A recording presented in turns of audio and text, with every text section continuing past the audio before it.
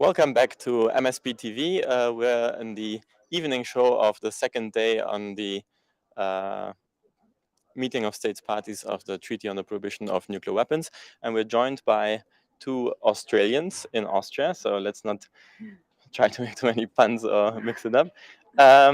Jamila Rushton with ICANN Australia. Thank you for being here. It's really wonderful to be here. Thanks for having me. And Richard Linan with ICANN. And it's just such a nice title that deserves to be aired. You used to be the head of the Implementation Support Unit of the Biological Weapons Convention at the United Nations of Disarmament Affairs. Yeah, hi there. Thanks so much for having me on. I'm a big fan of MSP TV, so I'm thrilled to be here. Great. Thanks for being here. And let's dive right in. So Australia was here at the conference. There was also a member of parliament that made all the way to be here in Vienna. But there's a lot more to say about recent campaigning of ICANN in Australia, a new election, lots of exciting news. Can you walk us through it? Sure, I can give you a brief overview. Yes, firstly, we're just very excited to have the Australian delegation here observing the meeting of states parties. It's really a huge step forward, we believe, in their commitment to the Treaty on the Prohibition of Nuclear Weapons and finding a pathway towards signature and ratification. So very excited about that step from our government. In the lead up to, obviously, this event, we have had a change of government in Australia. So in the lead up to the election, we did a lot of broad outreach to political parties across the spectrum and have secured now 101 federal parliamentarians who have signed the ICANN Parliamentary Pledge. So we celebrated the 101 signatory this morning on one of our hub events that we crossed live to Australia.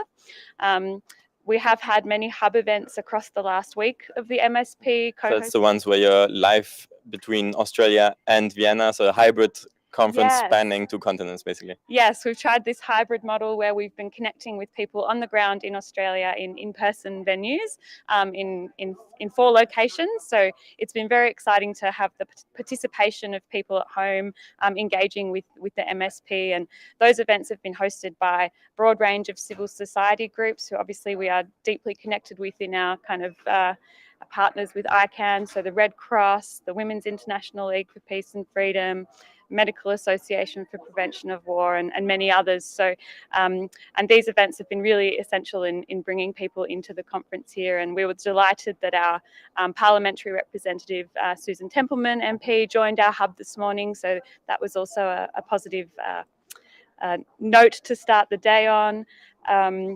Indeed, we have close to 40 cities now that have signed the Cities Appeal in Australia from regional, remote and city areas. So very excited to see that campaign continue to grow as we move forward. And you mentioned that you have a new government, new Prime Minister as well. Can you tell us more about what that means in terms of hopes and prospects for Australia to actually join this treaty?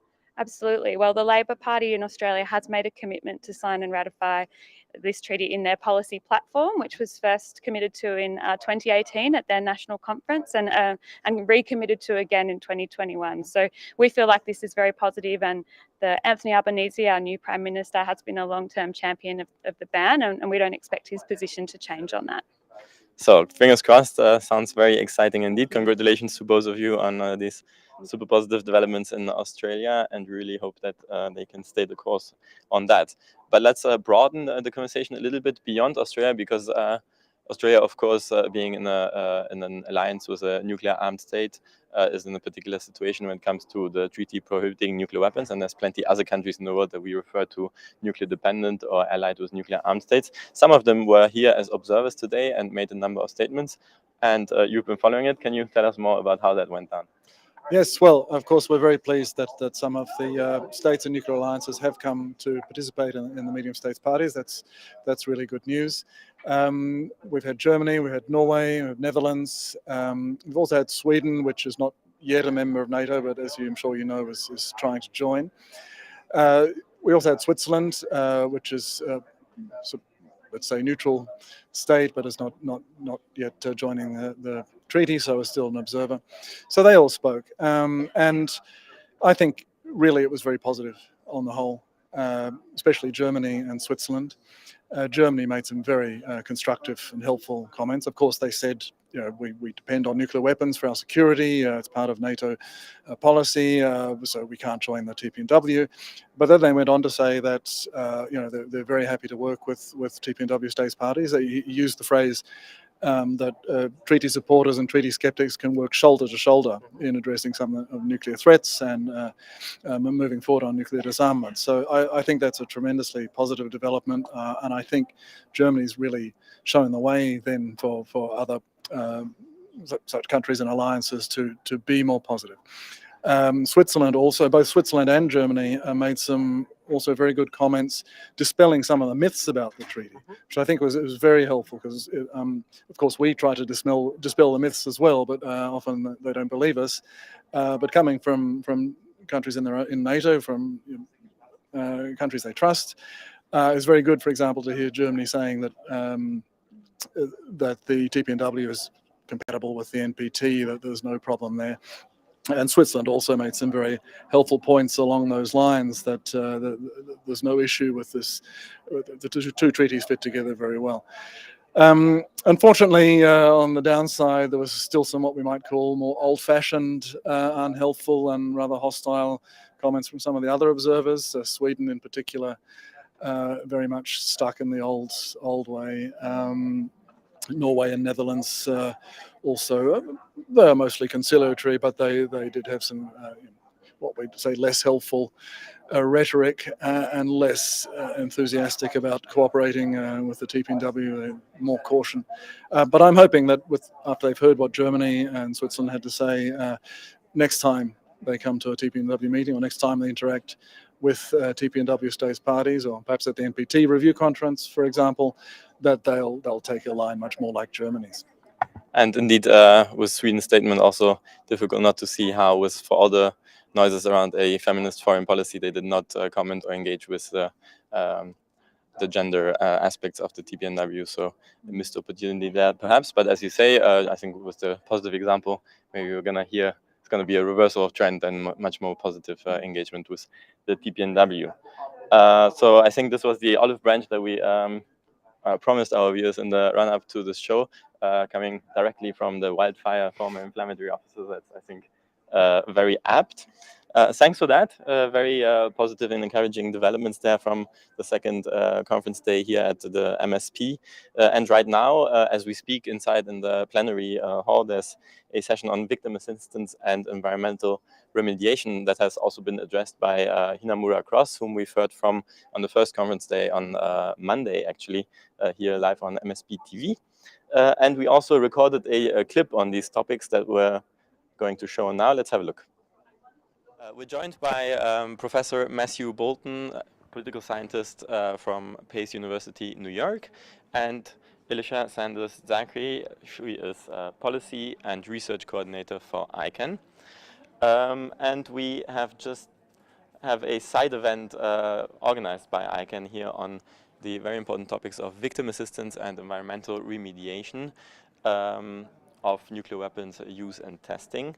And to make that a bit more concrete, what that entails, on Monday we spoke to Hinamura Cross from French Polynesia, and she shared with us her testimony and how testing in French Polynesia affected her and her family.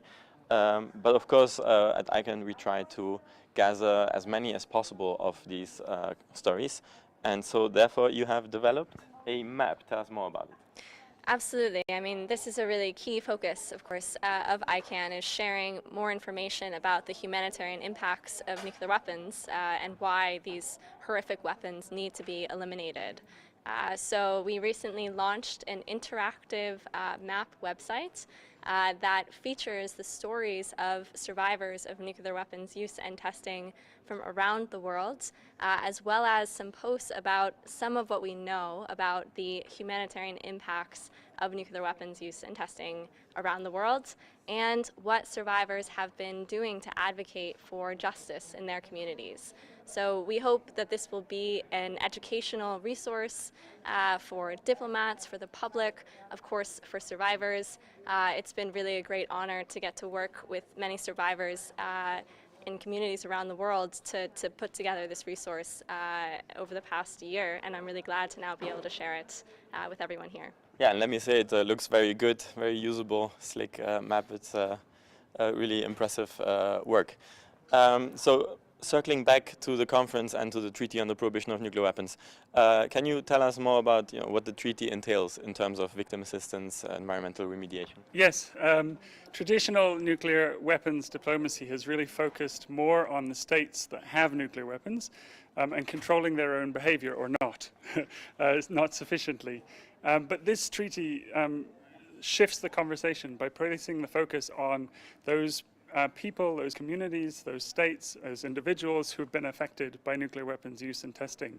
And so the preamble, for instance, frames nuclear weapons as an affront to humanity. So it's actually, in the treaty, the responsibility of all humanity to address those humanitarian and environmental consequences, not just the affected states, not just the states that did the harm, but all of us are ethically and morally responsible for addressing the harm that has been caused in those places. And so the treaty has an Article 6 and Article 7 that place obligations on the states that are members to the treaty to assist victims of nuclear weapons use and testing.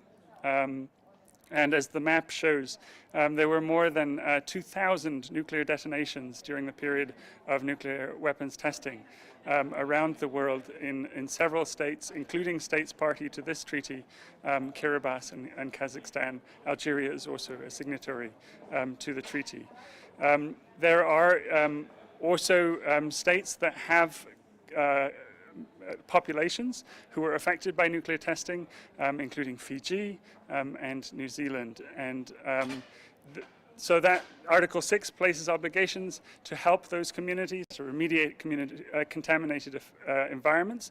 And Article 7 broadens the responsibility beyond those states that are affected to all of us, and create obligations for all states that are in a position to do so to provide international cooperation and assistance. And we believe that that could look many different ways. It could be money. Hopefully some of it is money, but it also can be diplomatic support and research and declassification of documents and provision of technical assistance or sharing policy expertise and experience, for instance, from the landmine and cluster munition treaties, which these obligations are based on. So we're really excited about this because it offers an opportunity to operationalize the treaty and to make it live and do things so that victims and affected communities are not just tokenized or used in our arguments, but that the treaty does something for them, and that it enables the fulfillment of the humanitarian goals of this treaty. Brilliant. So really a concrete way in which this treaty makes the world a better place, and also a way to engage states that perhaps have not ratified yet. Yeah, absolutely. I think it's important to note, this is a starting resource. We gathered some of the information that we had, a number of people who were willing to share their stories. But what's critical about this treaty is it's also an opportunity to learn more about what are the impacts of nuclear weapons, what do survivors want in terms of nuclear justice. And so we hope this is the beginning, certainly not the end of the conversation. Thanks a lot. Thank you for developing this resource and sharing these explanations with us. And back to the live. So you can consult the map and all of the materials. It's very dense, lots of stories across the world that have been collected there at nucleartestimpacts.org. I think we also show the website on screen. Now a few words on today's proceedings at the conference. Of course, after the wrapping up of the opening statements, there's also been a number of substantive discussions, negotiations, and also some decisions that have been reached. On Article 4 of the treaty, the decision has been adopted without too much discussion on the timelines or deadlines under which nuclear armed states that join the treaty will have to disarm and also dissolve their nuclear weapon facilities. So they have 10 years in order to completely resolve the entire nuclear weapon complex in their country, with the possibility of a 5-year extension if they ask for it. Whereas for states that host nuclear weapons, upon joining the treaty, they will have 90 days in order to have the nuclear weapons from another state withdrawn from their territory. So that's a decision that was expected and was indeed adopted today. And tomorrow we'll be back with you at 9:30 a.m. We'll be joined by Alison Pitlack of Reaching Critical Will. She's been following the conference proceedings in detail and will be able to give us more of an overview of where we stand at the third day of the conference. Tomorrow everything should wrap up, so it'll be very interesting to hear from her. But we also have a surprise guest. It's going to be Ambassador Alexander Kment, the president of the Meeting of States Parties, took some time out of his schedule today to speak to us, and we're going to bring that to you tomorrow morning. So stay tuned, and I hope to see you all there.